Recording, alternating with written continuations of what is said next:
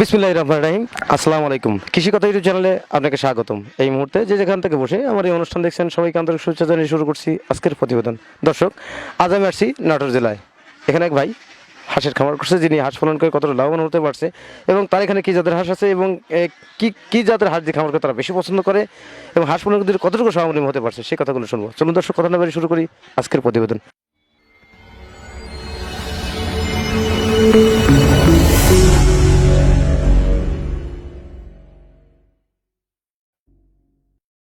আসসালামু আলাইকুম ভাই। ওয়ালাইকুম সালাম। ভালো আছেন? ওয়ালাইকুম আসসালাম। ভালো আছেন ভাই? জি আলহামদুলিল্লাহ ভালো। যাক, আপনার নাম কি? আমার নাম মোহাম্মদ হাসানুর রহমান। আপনি গ্রামের বাড়ি কোথায়? আমার গ্রামের ঠিকানা হচ্ছে নিখিরা, আপনার জেলা? জেলা নাটোর, থানা সিংড়া। আপনার এই হাঁস পালন করার অভিজ্ঞতা কত বছর? 20 বছরের মতন। আপনার এই খামারটা আপনিই করতেন না আপনার বাবা করতেন? আমার বাবা করতো। আপনার বাবার অভিজ্ঞতা কত বছরের? 25-26 বছর, মানে এই অভিজ্ঞতাটা হাঁস পালনের অভিজ্ঞতা। এখানে কি জাতের হাঁস আছে আপনার? আছে। খাকি, ক্যাম্বেল, জিল্লিং, পাশাপাশি কিছুটা দেশি আছে। আপনার ক্যাম্বেল হাঁস দিয়ে খামারটা কেন করেন?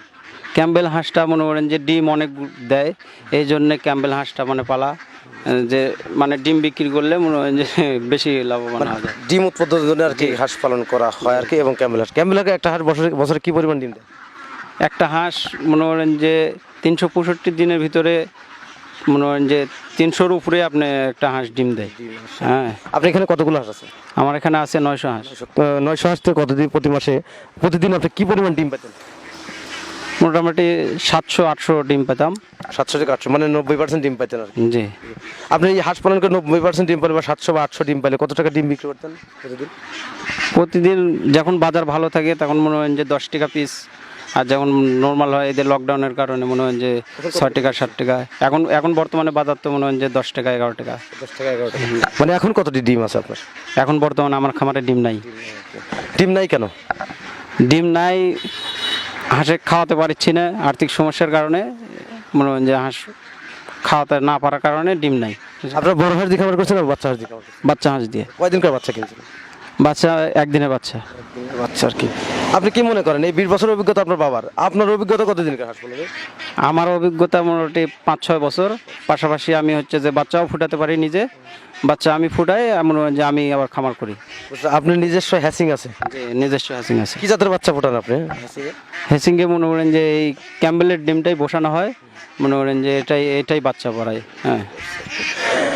আপনি হাঁস থেকে প্রতিদিন 800 ডিম পেতেন, বা এখন বর্তমানে ডিম নাই, কিন্তু যখন 800 ডিম পেয়েছেন খামার থেকে, তখন আপনি কত টাকা ডিম বিক্রি করছেন প্রতিদিন?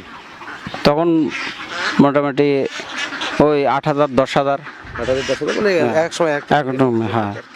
আপনি সব মিলে খরচ হতো কত টাকা প্রতিদিন? সেই সময় খরচ হতো মনে করেন যে 6-7 হাজার টাকা খরচ হতো। 8,000 বা 10,000 টাকা এরকম পাইতাম। 10,000 টাকা যদি ডিম বিক্রি করতেন, জি হ্যাঁ, জি, তাহলে আপনি 8,000 টাকায় খরচ হতো। 8,000 টাকা খরচ হতো। আবার যখন মাঠে খাওয়াতে পারতাম তখন মনে হয় যে পুরোটাই লাভ, কোনো খাওয়া না, মানে বাড়তি খাবার দেওয়া লাগে না। যখন কিনে খাবারের সময় মনে হয় যে 7,000 8,000 এটা অলরেডি খায় প্রত্যেক দিন। আবার মনে করেন যে 10,000 টাকার মতন কামাই হয়। হ্যাঁ। প্রতিদিন 3,000 টাকা আয় থাকলে প্রতি মাসে 30,000 টাকা, প্রতি মাসে 30,000, 90,000 টাকা আয় থাকে আপনার। হ্যাঁ। জি। আর তারপরে আপনার হাঁস পালন করতে গেলে যে অভিজ্ঞতার প্রয়োজন হয়, সেই অভিজ্ঞতাটা তো আপনার বাবার সাথে আপনি নিয়েছেন, কিন্তু এই পালন করতে গেলে যে আপনার ট্রেনিং বা একটা প্রশিক্ষণের প্রয়োজন আছে, এটা কি আপনার সম্পর্কে ধারণা আছে? যে ট্রেলিং বর্তমানে আমার আব্বা অনেক কষ্ট করে শিখছে। হ্যাঁ। তো মনে হয় যে তার কাছ থেকেই আমার কিছুটা অভিজ্ঞতা শিখাও। আপনি হাঁস থেকে যখন আপনি বিলিয়ে খাওয়ান তখন আপনি কি পরিমাণ আয় হয় এই 900 হাঁস থেকে? 900 হাঁস থেকে মনে করেন যে এক মাসে মোটামুটি 1.5 লাখ টাকা কামাই করছি। এই 1.5 লাখ টাকা। হ্যাঁ। এরকম ইনকাম কতদিন থাকে, কয় মাস থাকে? এটা মনে করেন যে চোরার ভিতরে, বিলের ভিতরে যতদিন মনে করেন যে খাবার থাকে, হাঁস যদি ভালো থাকে তাহলে ডিম পাওয়া যায়।